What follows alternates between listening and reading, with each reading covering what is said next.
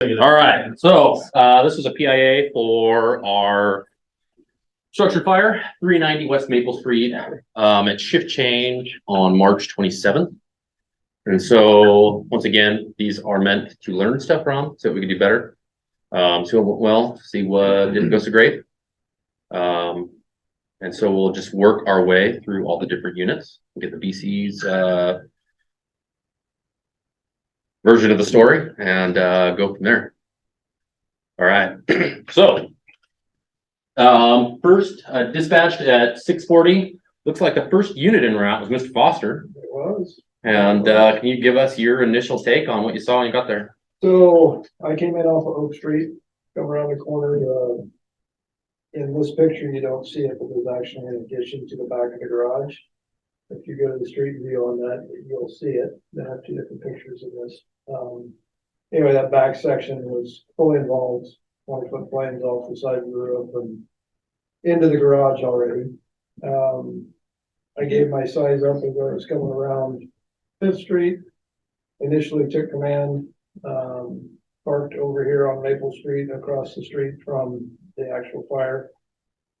Got out, grabbed my radio, my gear, went around the corner to see an individual trying to push a motorcycle that would not roll out of the garage with flames lapping the backside of his head. So I looked up to see Mr. Kibble, quickly passed command to him, went in and got a hold of this guy who reluctantly did not want to come out of there.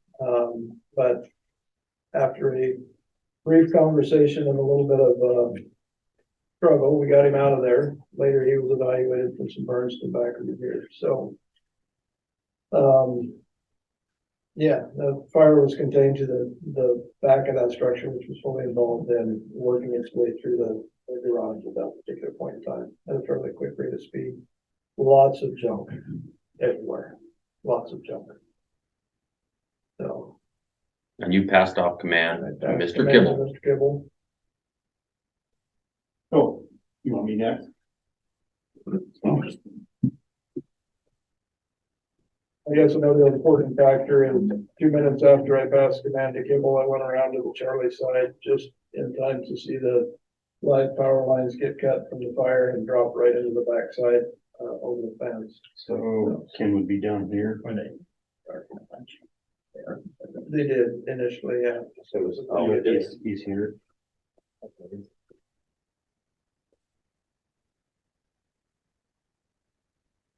Where's he at right here? Yeah, right in there somewhere. You were. Just right down here. So like Ken said, with dispatch stuff, I could see their lights. When I was coming down Oak Street, I could see the header and I knew we had a working fire. What you don't see here is there is a fence that fences off this whole property. Looks like maybe right in here, kind of a partial picket fence here in the front. We'll just go this way. And then back here in the back, a full fence all the way to the back of the property line. So like Ken said, he got on scene, passed command to me, and at that point I started doing my 360. When I was here, I could see that I wasn't going to get down this Bravo side here. I came down the sidewalk to get behind and take a look. When I came down Oak, I knew we had heavy fire back there, but I didn't know how far it extended into the building here. First thing I did when I started walking up the sidewalk is I looked overhead, saw the power lines. I called for power right away. And I knew that we were going to have Oak Street shut off, so I called for law enforcement right off. About that time, I believe Medic 31 was getting on scene, and I had them staged down here. At first, I told them to prepare for patient assist or be able to evaluate patients because I saw Ken was bringing people out. I didn't know if they had any injuries, smoke inhalation, anything like that. Once I heard him talking and Ken got him across the street, I radioed back and told them to pack up and get ready for fire suppression. At that time, Mark arrived And then 308 arrived, and when I saw him coming down the street, I had him pull down past the intersection here and block off traffic because our hydrant was right here. And I knew we'd be grabbing that one for sure. I was expecting my engine to get there first, to be down in this area. But it worked out that the truck got there first because they were able to set up on this alpha side fairly quickly. I made a face-to-face with with Lieutenant Perkins when he got on scene. When I told him where to stage, I told him not to worry about the hydrant. We'd hand jack that. Ended up being 100 feet back from where they, that we'd have to hand jack back to that hydrant. I wanted to keep this open as possible until we got at least the second new engine in. I had Mr. Perkins grab inch and 3/4 pre-connect and advance it on that Alpha Bravo corner back here to this garage, because this is where the main fire was at. Medic 34 arrived very shortly after them, and they staged back here, kind of blocking the road. Medic 34, when they got on scene, they got packed up and they made a face-to-face with me, and that was Day and Carol. They also had firefighter Davis and the London or Joel. Yeah, It was London. Joel's. So they had a four-man medic unit when they arrived. My brief face-to-face with them was I wanted them to pull another line off truck and make entry into the outside to see if we had any fire extinction in here. The fire conditions here on the alpha side, there was smoke coming out of the doorway, but it wasn't pushing out. It was kind of light. Still had that color to it, but it wasn't all the way to the floor. It was pretty light in there, so I knew our basic fire was back here in this area, but I wanted to try to get them in there as well. Lieutenant Dewar face to face with me and asked if I had an assignment for him. I went ahead and had him pack up and go interior, be the officer with the medic crew. And so they coordinated that to get together to be able to make that entry. John was already on scene. He was staged down here somewhere, and the chief arrived. Engine 31, when they got on scene or they were approaching, they were instructed to go down to, that would be Sherman Street. And I said 3rd, but it was 4th Street, and come and grab the hydrant that was right here in the corner of the city shops and pull in to the front of the truck. When they got that accomplished, face to face with Casey, and I wanted him to pull a line down this Bravo side as far as he could, hoping to get back. I knew we were going to get it back through here just because of all the garbage, trash, whatever else was back there, obstacles. The chief had kind of gone back in this area too to take a look and thought we could pull an 1 3/4 line in the neighbor's yard and maybe try to hit that area. We were really hampered with access to this place just due to the power line that was coming right behind Medic 34. It had come across and draped across this fence here and then fell down. The weatherhead was right here on this Charlie Delta corner of this building. And so when it fell and burned through, it fell right across all the other obstacles and stuff in there. So we were 30 minutes from the time I called for power until they got power secured. We were 30 minutes. So we were 30 minutes of not being back in this area trying to get that knocked down. The truck did a really good job here getting this knocked down, but later on, you could start to see a lot of heavy smoke pushing out of the two dormers, or not dormers, but the gable ends. And it was a lot of thick, black, nasty smoke. I wanted to get up on the roof and get it ventilated. I wanted to get it ventilated on this back side, but I knew we weren't going to accomplish anything, and we couldn't get back there just because of the fire and wasn't sure how far it got in there. Initially, when Ken gave a size up, it was 1.5 stories. And by all means, it looked like 1.5 stories house when you pulled up there, but it was a true 1 story with You think that's about a 12 pitch roof Probably. and with probably knee walls in there. And that's where I was afraid that fire was gonna come up and run, was in those knee walls. We needed to get in there, but we needed to get it ventilated first. I think at that time, we started getting the pumper tender in, and I had them stage here. Reserve Medic 34 showed up with 2, so we were starting to get more and more people on scene. How far do you want me to go in? Yeah, that's good enough for now. We'll get the other units that showed up. Truck 34. Yeah, so initially when we were coming in, just looking at the house, we kind of planned on the engine coming in down Oak. So, or sorry, Fifth. So we were already planning on coming up Maple this direction and tagging the side turn over here. That plan changed when we got to Oak and saw that we were going to be the first unit in. So that's when we switched and came down Oak and came and took the spot that we did. We initially pulled the line to start hitting the garage right there. I had Tucker and Day come up to me and we had them pull that second line. Not sure if that was just right before they talked to Kibble, but they were taking that second line around back. When we were up here hitting the fire in the garage, Chief came up and asked if there was any way we could make access around the Bravo over to the Charlie side. He said we were still spitting out a lot of fire on the back end. So we ended up climbing over all of the obstacles that were laying in here and managed to get our line back far enough that we got a little bit of water on it, but we really couldn't get a good angle on that Charlie side from where we were at. After that, that's when command had us pull back.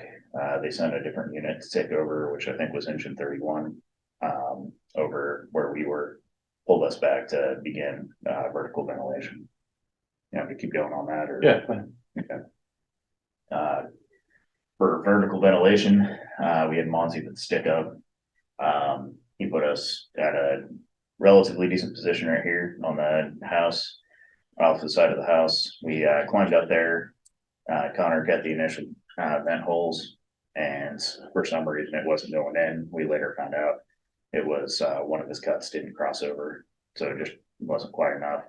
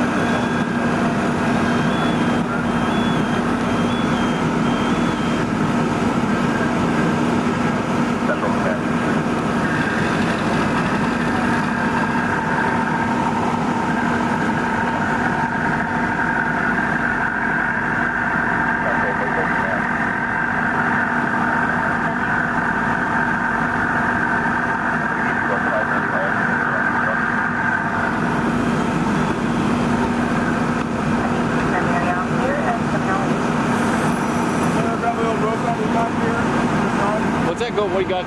What do you need? Got an interesting little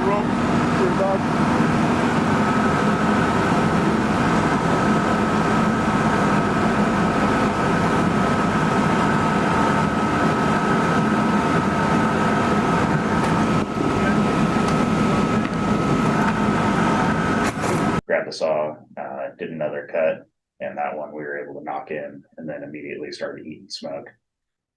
Pulled counter back because I've seen enough of those flash, so I wanted to give it a sec, and see what the fire would do or what the smoke would do.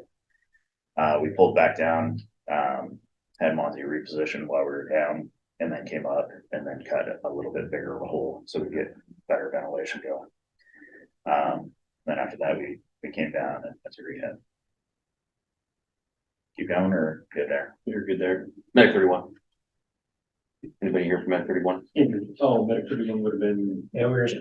Crenshaw and Lamar. Oh, they're not here. All right, then. Engine 31. Who was the officer on Engine 31? You were. Who was Maynard with? He was by himself. He was by himself. Oh, okay. Yeah, he brought Super B by himself. Oh, okay. His whole shift was at the fire, and when he got to 34, there was nobody there, so he just got in 34 and Gotcha. took Okay. it out. All right, Casey, take it away. Where would you like me to start? At the station. So this is the second time this has happened. What's the delay? I mean, How was the delay? I mean, it was on top. okay, what was the deal, Jamie?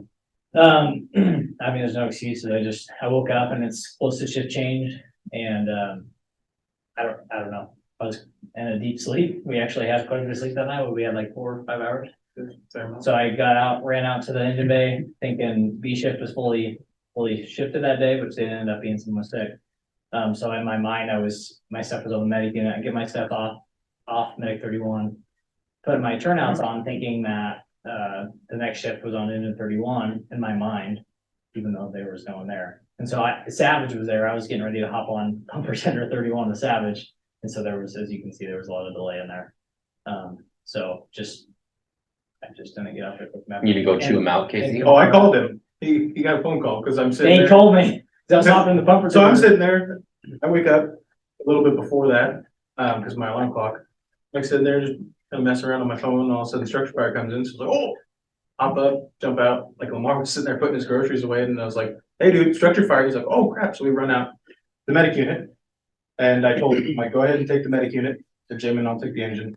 So I grabbed my stuff off the medic unit, go over to the engine. Ken happened to be grabbing his stuff at the time. I said, hey, I just want you to know I'm taking the engine. I said, your crew's not here. I said, they can take pumper tender or something else. I'm taking this. I said, okay, no, it sounds great. And then I hopped in and waiting. And then I see medic 31 drive by with the lights on, and I'm like, so I called him and I was like, hey man, like, got a fire, what's going on? And that's when he told me kind of what happened. And we made good time after that. Dang it, Jamin. Then All right, moving on. All right, so when you got down there, what happened? So, I was in communication with Kibble and he said he wanted us to take that hydrant. Like he said third, and I was like, I don't, okay. And so what we ended up doing is we went down, we went to second, came up Grant, or is it Grant? it's grand. Yeah, came up Grant and turned by Jay's house there and came in, took the hydrant. I jumped out, got it, had Jamin take off, and then at that point, Casey came down. He's like, hey, I'll finish this. Go ahead and get up there. And so I said, okay. Got up there, did a face-to-face with Kibble. And that's when he instructed me to try and get a line through the neighbor's house. And so we were working back there. There's a big old wooden fence, kind of pulled part of the wooden fence down, and it was just chain link. So we knew we couldn't get in at that point. I think at that point is when Perkins had made it kind of over along that side. So I took that line and took, I think it was Juan and Dylan, and we began attacking the front of the garage on the alpha side there. Once they came back to do ventilation, I left Juan and Dylan at that entry point, and I went and manned the line on the backside. And once we were able to get it knocked down enough, and our bottles ran out, we came back out. And that's when Kibble instructed me to meet up with Maynard at the front door, and we went in with Juan and Dylan to see if we could get to the kitchen, because from what I could see in the garage with the tick, is all I could see is kind of a door on the right side that looked like it was just blowing flames out. And so I wasn't exactly sure if it was the garage or not, or you know, if it was the kitchen or not, excuse me. So it would have been like right in here. Mhm. And so we were able to get in there, got to the kitchen, we had him do horizontal ventilation with the fan, and it was able to blow enough smoke out, we could get to the kitchen, knock some heat down, didn't really see any fire, but then right with this, I don't know what you call a dormer, right where that is, there's a room underneath it that was just full of a bunch of junk. But then that opens up into the backside of this garage. So what I was really seeing was just the fire that was tucked back in this part of the garage. It wasn't actually the kitchen at all. Was it that exterior building? No, it was- thing. Yeah, there was a. It was actually the, Yeah. the fire itself that we were dealing with all the smoke was actually in the corner of the garage. Yeah, like back in here. Yeah. And so that's what I was seeing with the tick was fire just kind of lapping open from this side. So, we did that, figured out, that it was still part of this whole garage structure. And by that point, I don't know who was on it, but they were able to get back, their power was cut and hit that. And at that point, we came back out here, finished up the garage, and we're pretty much in mop up at that point, so. Who was the oncoming crew? For, Uh, Lamar and Kennedy were on the night, you know. oh, okay. Addison. He just jumped on there pretty much. They jumped on pumper tender 31 with. Oh, he did with Savage. With Savage. All right. All right. So I'll let you keep going, Brett. So when Mark got there too, did a face-to-face with him, made him safety officer, and let him do his thing. I talked with Ken on the radio. We knew we needed to get back in here on the Delta or this Charlie side, and we were really stuck. We were making a little progress on this Alpha Bravo, just by the entrance of the garage, but we weren't getting back to the seat, and we weren't getting back into this area where we needed to, until power was cut. And once power got cut, I mean, you could see conditions change rapidly once we were able to get back there and get water on there till we ran out of water. And then as soon as we ran out of water, you could see conditions change again, and you could watch, and just watching the vent hole on the roof, you could see it go to white and steam. What by running out of water? So the pumper tender was here. And they said Ken had requested a line to that back side of the house. And so I gave him the option of pulling a dead load off the truck since we were already hydrant and going back. Using it back there with a house bundle. But for some reason, the lines got pulled off the pumper tender. So we were fighting fire in the back with just water off the pumper tender. So when that 2,500 gallons ran out, we started rebuilding again, and that's what happened. Ken eventually got a line over here to the hydrant to start filling him up. And then we were able to keep going. Why we didn't get that line off the truck, I don't know. So the initial lines came off the pumper tender when you had the crews working on the gable on the Delta side. Okay. Why, I mean, it was right there, somebody grabbed the line, charged it, and that way they went, and then that's the line that ended up in the back. So after we cut the hole and the conditions, I mean, like I said, it was that thick, dark brown and just chugging out of that hole. Concern was that it was up in the attic. More seated in the attic than up into the knee walls. Mark came over and suggested that we try a gable end cut so we could actually see what was in there. We were looking for a stairwell, and it probably wasn't until what 25 minutes in that it was like, we'll find the residence, and where's the staircase at? Is it in the garage and we already burned it? Well, it turns out it's just a pull down attic ladder to get up into that area, and it wasn't actually a stairwell. So again, Mark suggested that we cut a hole in that gable end to see if we can't help ventilate it, but also see if we can do some fire suppression in there if we needed to. There was no fire in there. That attic was clear. And even when engine 34 arrived and Maynard was assigned to go start, he was peeking in that front door, and he was taking I'm sure he was using a pipe hole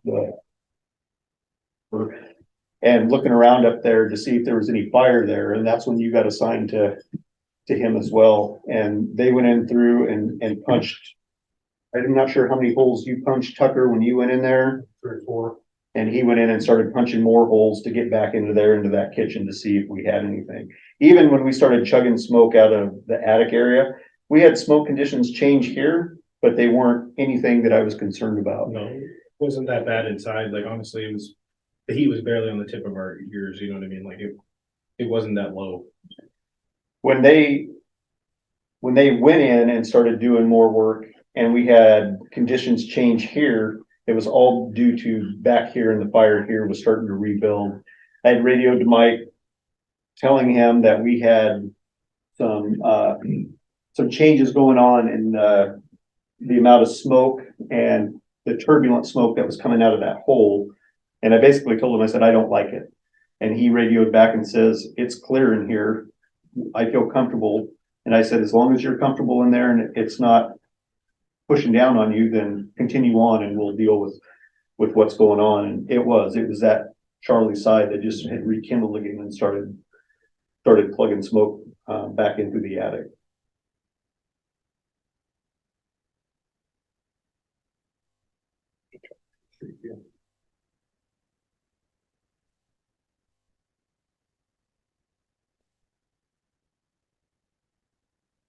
I guess you went interior too with Russell, and so what did?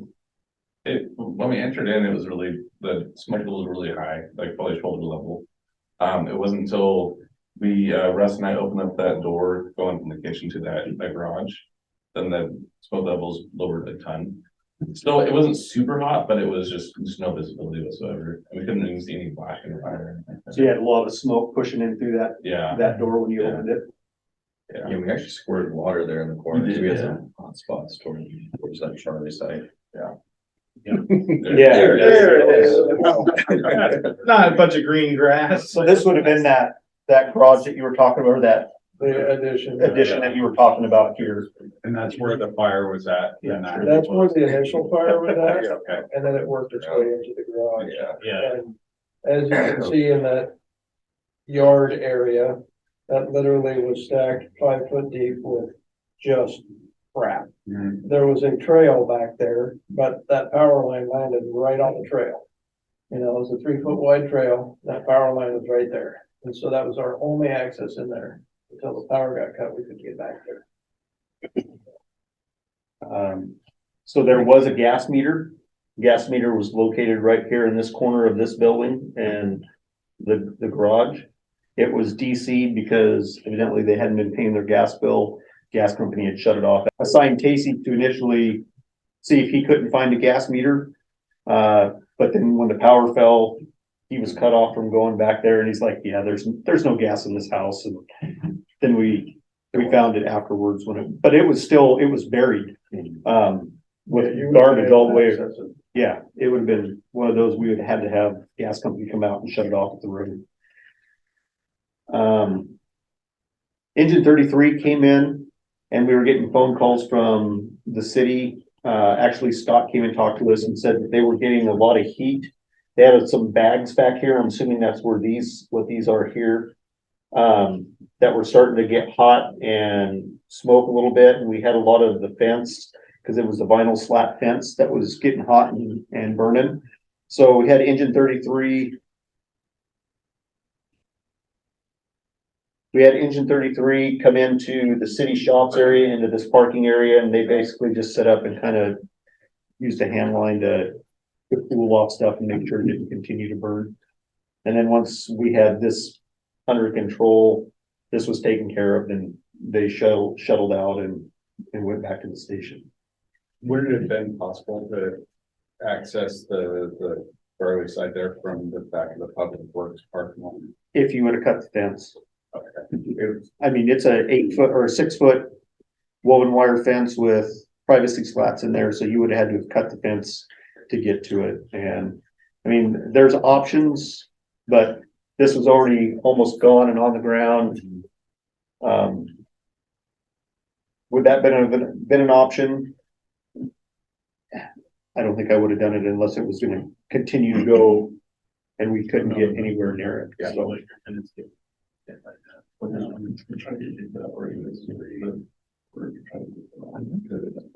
You were there to this point. I was there. Yeah. Yeah, I had an exciting ride in. When I was driving in, right about as I came right here, that line blew and swung across over the top of my rig. I swung back. It's like, oh, that's exciting. I'm gonna be in my rig, I'm not going to step out. Just things that I saw. Another warehouse. It's gonna take a long time. There's a lot, it's a little chaotic scene, a lot going on. This might have been one of those situations where the Chiefs were outrunning the Indians a little bit. So, yeah, I saw a little bit of that going on, multiple orders being thrown out. So we need to reel that back a little bit. So I know Kibble's ear was getting full of all kinds of people telling him what to do. So that's difficult, especially when you're getting conflicting orders. So I did kind of try to stay back a little bit, just watch and make sure I didn't see anything that was going to get to be killed. We saw the downline, we threw cones down for that. There was no access to the back, so I couldn't look to see if there was gas or not, though that was unknown. Things to think about, the ventilation that happened. There's different types of vent holes you can do that might make life a little bit easier for you. You know that the spans between those towards those were narrow, right? How far would you say that those were between? You cut a hole, you on the other side, how far? 20 inches, yeah. I mean, it was pretty tight, but you had, what did you have underneath there? There was plywood on part of it, and then, underneath that was just the. Was it 1x6 sheeting or what was it to have?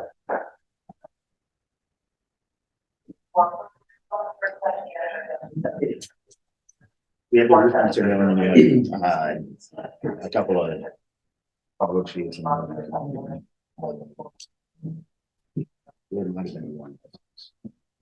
Besides the point, what I'm saying is, the ladder placement was tough. You guys had to cut a really difficult hole because of the pitch of that roof. And so I was watching Connor move out on that, and that was probably the most high risk thing we did at that fire, is him trying to scoot out on that. We might have had a better option with just ground ladders on that.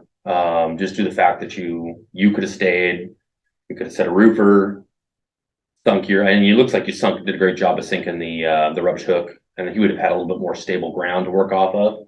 And remember, we don't always have to go this way. We can always go a long ways. Yeah. And and not have to get so far out. And then you could have just brought them down the ladder a little bit further, you know, and extended out and come down and then just gone 2 bays. That's what we were talking about doing on the garage, because we weren't sure if it burnt through, But just something to think about, because the first hole is too small. Yeah. And so you end up having to go back up and cut it, put you in risk again, and then you have a bunch of, you know, product pumping out of that hole as you're trying to cut that. And now your concern for flash was there, because when you cut that hole, you had good production out of that thing.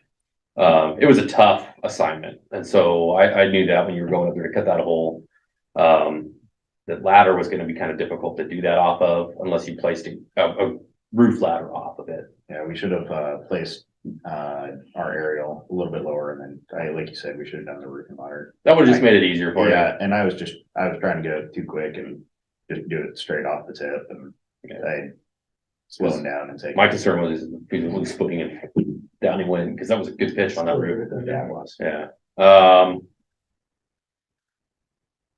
Foam, a lot of foam, used a lot of foam. Can't even let us spray some foam. Well, it didn't really make a mess in your burn. No, it didn't, and we always have the option of getting the brush rig out and washing that stuff away.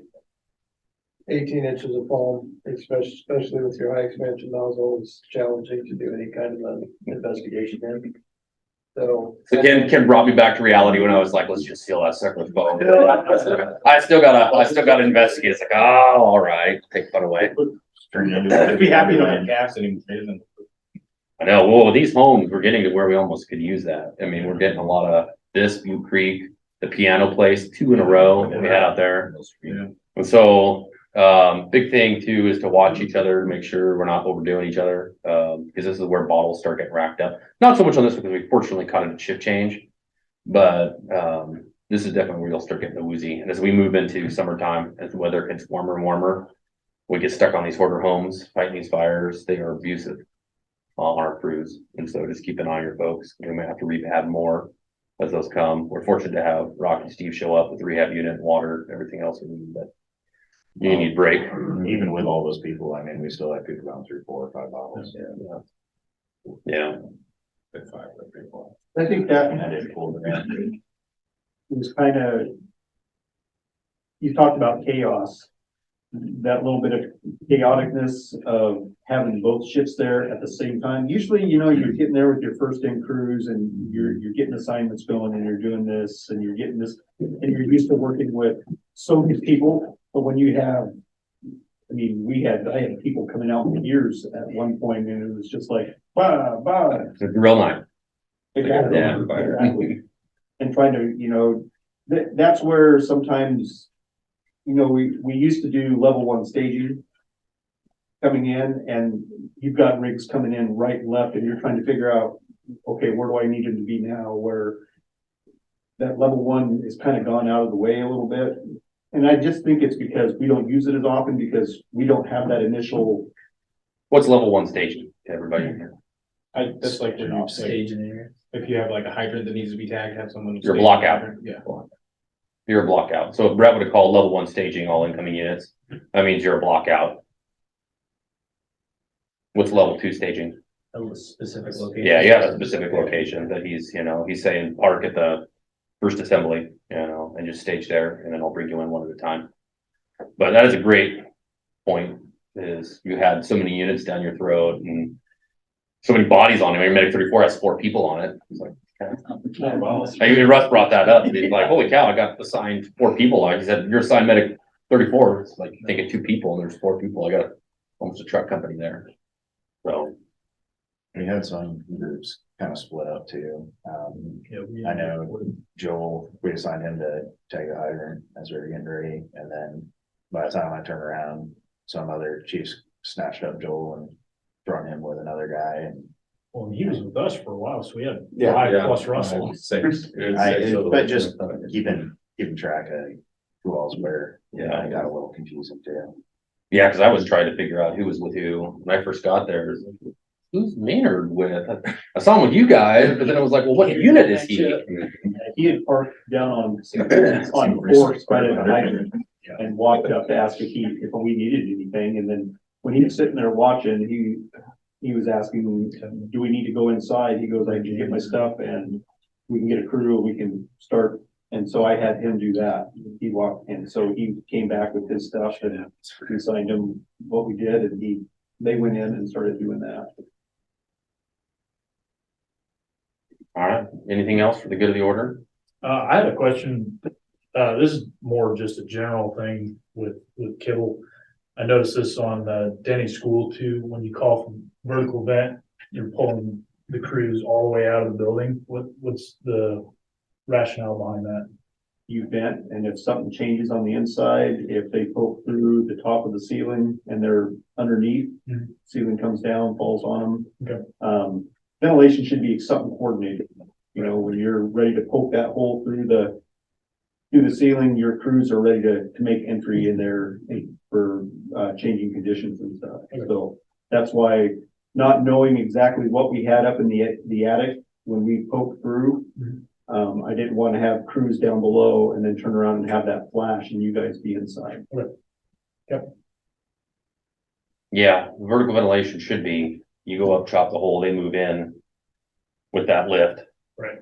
But when the lift is down on the bottom and they're already inside, that's where you get somebody in trouble. So, I mean, we were it was a delayed process, because that should happen. That's if we were the LA fire where they're already going up to the roof and your guys are just pulling hose as they're going up to the roof. Well, Steve probably and Ventura.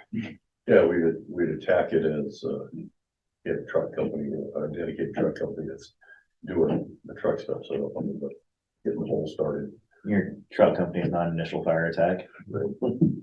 No, they didn't have any hose or water. Less decisions to be made. I can do this. That's how we can prevent the truck company from doing stuff, we just pull all the hose and water off. There you go. What Vans was. Just sell the plant, Truck get the that had truck no- back. You know, things, sitting back and looking at it, you know, after everything happened. Things may, and I'm not pointing fingers, I'm just saying, if we would have had that first new engine in to where it was supposed to be and the truck came in second. The truck may have went right to work on doing some ventilation because we had the smoke and potential in that attic. And maybe getting up there sooner than what we did would have helped out, and it may not have, but, I mean, you're right, you came in and your assignment was put water on the fire because you're the first in, at that point, so you're switching between that truck to engine operations and then back to truck operations, and that's just the nature of the beast with us and how sometimes we operate and have to operate. One thing I've noticed though, with all of our engineers, they've all been doing a good job with getting water in the fire. I'm not, they're like the linemen of the, fire service world. Nope. As long as they're doing their job, nobody notices them. So, like Monzi on that one did a good job. Nick and did a good job up on Butte Creek with that. And so it's one of those things. Well, I feel like whenever you watch a video online of a fire, it takes so long to get water. But yeah, we're quick. Yeah, it didn't seem to take long at all for you guys to put water on it. So. Yeah, you got us water quick. I asked, what, like, thought process, as far as why not maybe pulling a deuce and a half to attack that garage instead of an inch and a quarter. At that point, I honestly, I didn't even think about the deuce and a half, just because to me, it was something that we could control, with the inch and three quarter. Just quick, sorry, just to cut you off on that. Did you specifically ask for an inch and three quarter? Yeah, we face to face and I told him to pull an inch and three quarter to the, Oh, okay. Never mind. would a deuce and a half have changed the outcome of it? I don't think so, because you had so much fire in that part of the side and that back building that we weren't able to get to it, so maneuverability. The inch and three quarter was the way to go because we had so much stuff to get through on that Bravo side or Alpha side. A deuce and a half would have been a lot of, it would have had a lot of water, but it wouldn't have had the maneuverability, I don't think, of an inch and three quarter. I think the inch and three quarter was a good call, especially with all the piles of the stuff right there, yeah. Would we have been able to actually put any more water on the fire, because we just couldn't get to the actual seat of the fire. I'm all for big fire, big water, and I'm not afraid to say, hey, pull the deuce and a half, but there's some places that you just cannot get that deuce and a half in. That was similar to like that piano fire where we're not gonna get anything back through the piles of rubbish. I did that once to Brent Gaskin on the 9th Street fire. I had him take a 2.5 round back. It's pretty heavy. It was kind of like this place. And it made it worthless because they couldn't, I mean, a lot of fire, but you couldn't maneuver it back to be able to function with it back there. Because they ended up having to pull inch three quarter. So that's the problem with these quarter places. There's just so many things that make it difficult. Thank goodness we went to the Minuteman load for most of these fires, because trying to pull a straight lay through these messes would have just been horrendous on all these fires. Yeah. Anything else? Jimmy and I would have gotten there on time, then you could have just had him set up the deck out of the garage. The hydrant was good. Probably would have gone out right away. Yeah. Probably would have been there. I mean, I'm just saying, 1,000 gallons versus 150. Hey, on the plus side, we have the best hydrant in the city. So. That's a great hydrant. Who has made the call to finally put the ladder truck up into the hole and blast away with that? Who called that for that? Well, after Ken sidelined our foam idea, when I went and talked to the crews that were in the garage, they were in there trying to do stuff, but the sagging of the garage ceiling, it wasn't a safe spot for them to be into, but we knew we had to get up into that that not crawl area, but that, what do you call it? Attic space with garage. Just that, yeah, storage that, loft. that loft that came into the main house, we needed to get up in there because we were still having a lot of smoke come out of there. So it was, let's cut a hole. If we have to, we can probably put somebody on a ladder and squirt water in there, but let's just go in there and open up the fog on the luge and just put it out. And so that's what we did. Cool. I was ready to do that on that alcohol too. If we Yeah. had fire. It finally died down, it was pumping on the other side. On a side note, the outfit team did a great job and actually came up with cause and origin on that fire. So, Electrical. it was the creative wiring that came out of the backside of the panel. It was a fairly heavy gauge wire, but smaller than the compressor wire, if I recall. No, it was large, actually, no, the wire that he had wired into the back of the electrical panel was larger than the compressor wire. Yeah. But then. Where meshed it together. where he spliced it together and ran it underneath all of that debris. There's a perfect burn pattern underneath half of this chair and up one side of it, and then a perfect pattern up the back side of the garage. So it was in that, on that last photo, you guys were able to see it, but that built on space behind the garage, which fits with his initial view of the fire, because he kept saying the electrical panel was on fire. What was the fire behind it? Is the siding, had gaps in it because of the age of it, whatever.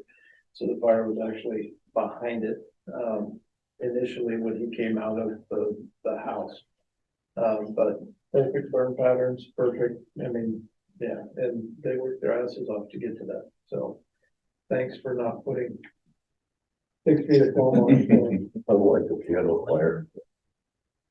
Which one? Hey, there was a big The last willow one. there. Okay. We gauge it on whether we think you guys will be able to determine the cause or not. What time? This one's a lot. You're not gonna find it, we're gonna fill the foam. What time in the morning it is? Yeah. And in Mark's defense, we were trying to fill an attic space on Porter Street that didn't exist. Yeah. We thought there was an attic up there. No, there was not. Lesson learned. Did he splice those wires, or was that the original wire? Or is there no way to No, know? I'm sure that was him, I'm sure. because I'm sure that compressor that was there came in after he moved Did in. you see the grass? Pretty sure it was. Yeah, probably that. Well, It was a nice domicile. That's why you don't write. Yeah, man. But Hey, Houses of meth. we did get 3 saves out of it. Yeah, I was gonna talk Oh, about that, yeah. I'm gonna turn the video off, because I upload this to YouTube. Alright, anything else? The only other thing, hooking that pumper tender up to water. Just something to think about next time, because I know right when we ran out of water is right when that fire started building back up. And so we were just kind of sitting there in the back with a limp hose, watching that fire build back up, waiting for him to take that hydrant. Well, and that's where I was going with that was, we've got a ton of hose on that truck. We've got a 2.5 dead load that we could have pulled and put house bundles on to make that extension off a high hydrant. We weren't flowing 1,500 gallons a minute, so we weren't gonna max out the truck. I think there was just some miscommunication with me and with what was going on to get that line pulled. Because Cody pulled the dead load off. He was ready to extend that over there for you guys and to hook it up, but then he saw hoses coming off the pumper tender and he just brought it back to the truck instead. Yeah, and it would have been better to have it off the truck, but if we're flowing water off any other rig and we can, just take the hydrant. That made me think though, because I remember thinking, could they have just hit that Charlie side of the deck out from the pumper tender? You say it, but I mean, you can't get a person back there and that thing will reach. So Those have the line too. part of the problem was once we did finally get access back there, they had the initial fire of that addition piece. Yeah. And that was all on the ground, the metal was on top of it, so they knocked that down, of course, with the smoke, you can't see anything back there. They had to pull the tin off of it and move junk to finally get to the point where we could see in the corner of the building, inside the wall, we had fire. And so, you know, that was 15 minutes, 20 minutes into it. Once we finally got there, then we had to get a chainsaw to get into the corner of that building. As soon as we opened that up and they hit that, that's when conditions changed. It was that quick. Yeah. But it was getting to that, so the deck gun wouldn't have. No, I just meant like during the time where we didn't have access because of the power line. Yeah. We had enough, still had enough ladder left on the ladder that we could have just gone over easily. Yeah. Had somebody get up there like what Tyler did inside the garage, just On the backside of it. on the backside of it. But that was. It went out, nobody got hurt. If you're doing a gable cut, take where you think you should throw your ladder and then drop it down like 2 more feet. If you don't jam yourself up. Yeah, I don't think you can do on that one is you go up. Ladder your side, and you can go up high, you just cut one side. And switch your ladder over to the other side, and just finish it off. You can do that too, but that makes it a little easier. If you got 2 people, like you had a whole crew, you could have thrown 2 people up there to do that, it would make it easier for you.